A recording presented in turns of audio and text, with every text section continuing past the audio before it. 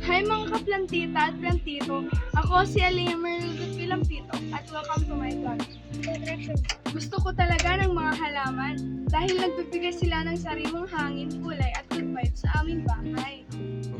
Ito ang mga halaman ko. Meron akong gomamela, golden photos at marami pang iba. Iba-iba sila pero pare-pareho silang kailangan ng pagmamahal at pag-aaruga.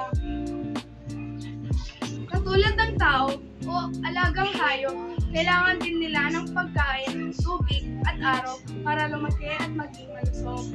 Ang ginagawa ko ang pagdidilig, pero dapat mong tandaan na huwag maraming tubig at baka mabulok ang ugat. Dinidiligan ko lang ito kapag tuyo ang lupa o malungkot tingnan ng mga dahon. Tingnan niyo, dahan-dahan lang ako nagbubuhos ng tubig sa lupa at hindi sa dahon. Siyempre, kailangan din nila ng araw. Ang iba kong halaman ay nasa labas ng bahay kasi gusto nila ng maliwanag na lugar.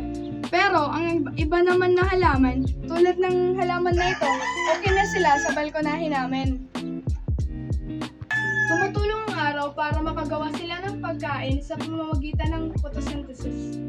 Minsan, nililinisin ko rin ang mga dahon gamit ang malambot na tela o tissue para matanggal ang mga alikabok.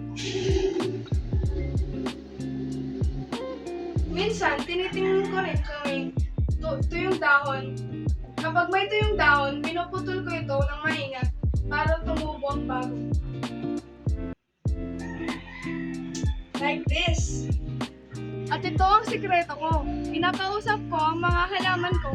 Nakakatuwa kasi dahil mas lalo silang sumisigla at ako rin. At yan ang paraan ko kung paano ko inaalagaan ang aking mga halaman. Tandaan, bigyan ng sapat na tubig, araw, at pagmamahal araw-araw. Thank you for watching. Huwag kalimutang i-like, i-share, i-subscribe.